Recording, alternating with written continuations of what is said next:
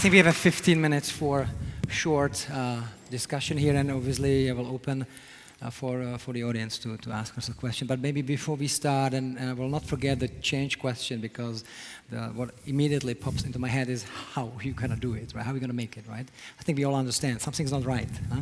And then the question is, so what exactly are you going to be doing and how? But before we go there, maybe would you like to introduce yourself shortly so people get to know you, where you're coming from? And sure. I originally come from the Netherlands, but I left my country 34 years ago. Lived in 10 different countries since. I lived in South America, where I had a wine company there, and then found out that I wanted to do something more meaningful. I sold the company, moved to Sweden to study environmental management and policy, and ever since I've been working in leadership development and transformational change for sustainability. And today I'm living in Bangkok, where I'm involved with a business school teaching these topics. Interesting, all the way from Netherlands to Bangkok. Ryan, would you please introduce yourself shortly, so people get to know you better before we... Sure. My name's Ryan. Some people know me as Ra.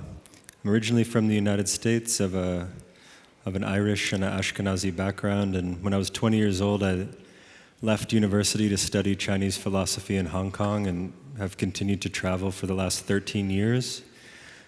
Living in 55 different countries, and for the last 7 or 8 years I've been mentored and guided by 10 to 15 different indigenous elders from various communities, and they've taught me the worldview and the lenses and their ways of life to the degree that I can now help to bridge those ways of life into modern day business, economics, and systems.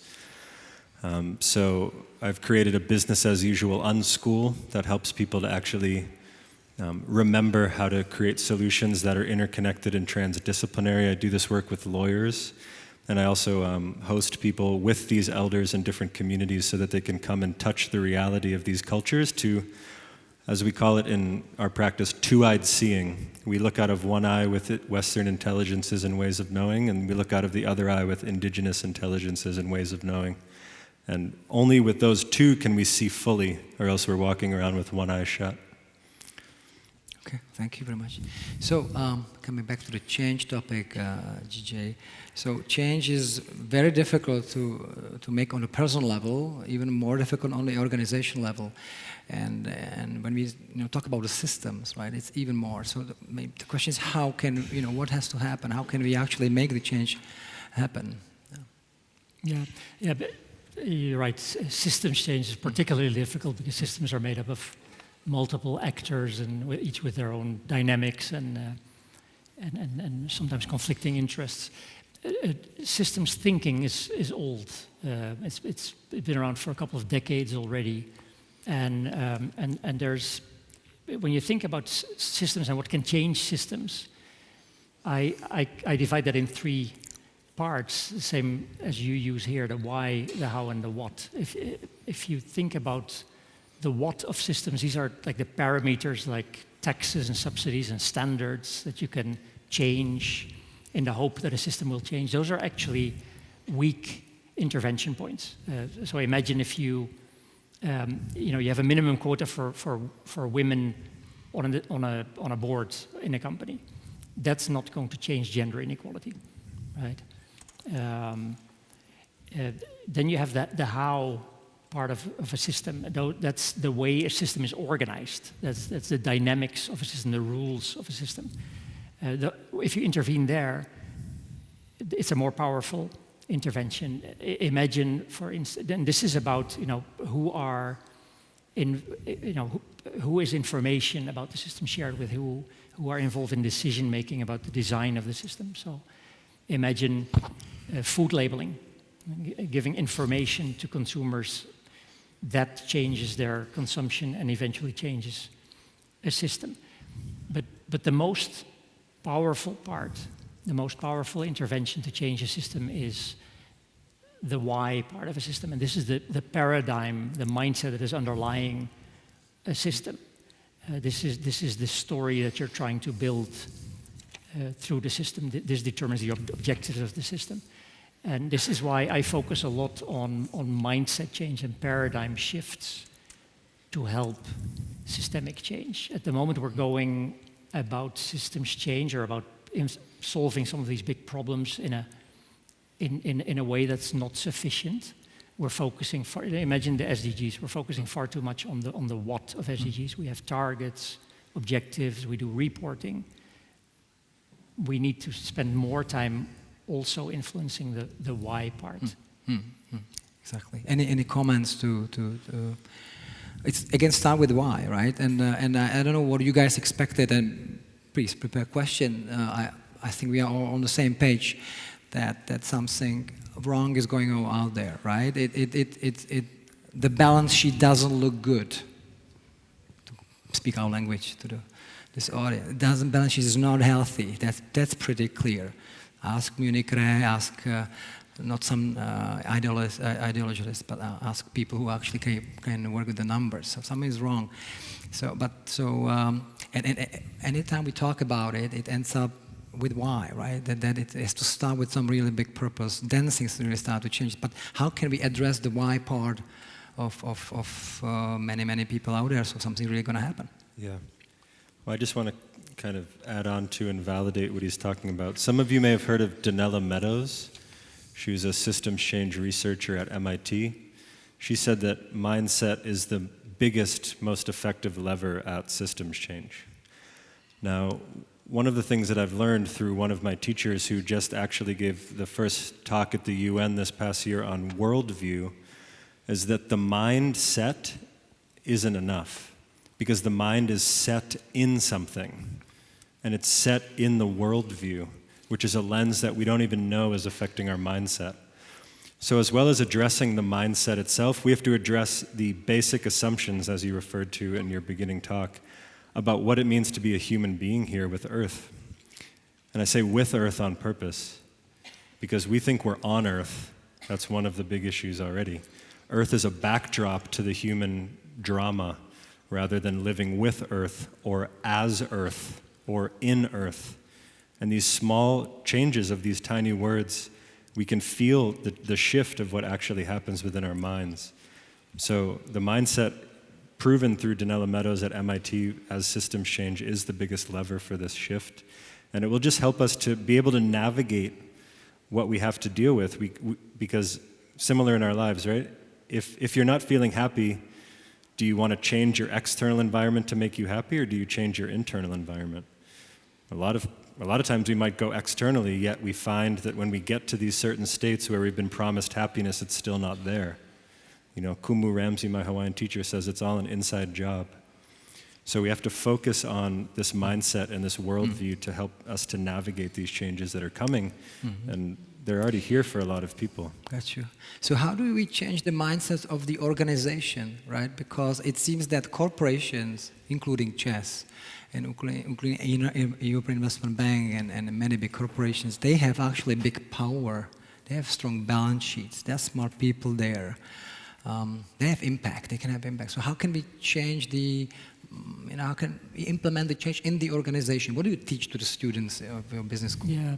So systems change when individual organizations, actors within that system, take the lead in change, right? And individual organizations are determined by individual leaders.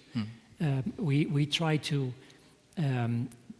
help organizations become transformational organizations that feel responsibility not only for their own bottom line and their own impact, but actually for the bigger system that they help shape. And the individual leaders that are driving that culture in organizations, you can actually think of very specific leadership traits that you can develop. We help leaders develop, for instance, contextual mindfulness. We live in a world where data points are very very conflicting often. So we train people to actually connect the dots between disparate data points. You can listen to CNN or to Fox News, or you can hear totally different realities. So part of this is the eagerness that you develop as a leader to make sense of everything out there, and to connect those data points, and then be aware of your own biases We all have, one of the worst biases we all have is confirmation bias. So the question is, are we going to be sticking to our beliefs and convictions, right, and try to stay in it, or are we trying to come together and really listen to the other view and then really try to find a solution? And it takes a mindset shift. It shouldn't be a zero-sum game, right? Yeah. I think that's a collective dynamic where we need to start to understand each other better. Yeah. To come to a shared understanding of the systems that we are part of and the systems that we're shaping. Now, this can sound like a very superficial debate. We need to understand each other, but look at the boards we sit in. Look at our teams we sit in. What's going on there? What's the dynamics there? Are we truly listening to each other? Are we conflicting each other? So I think just small feedback to all of us might create some positive reaction. Maybe, go ahead. Well, one of the things that I also focus on within the work is language, right? Like, how many of us here feel like we're fighting climate change? Right. Christian? Or we have to tackle it, right? Tackle is another word. What about, how many of you here listen to climate change?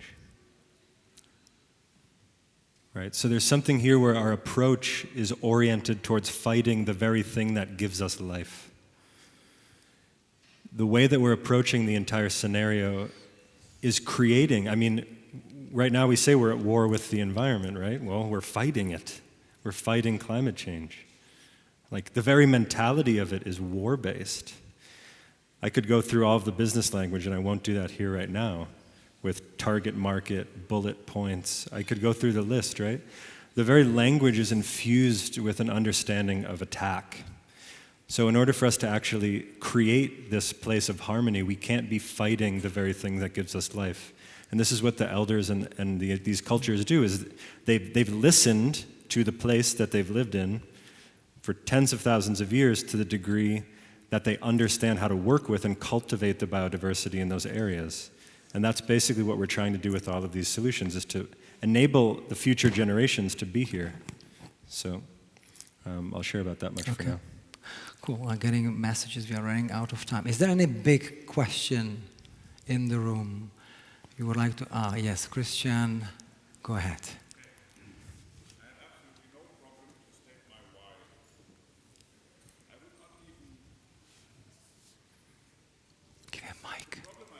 Can you give him a mic? Someone from Inven team, please. I have no problem to state my why.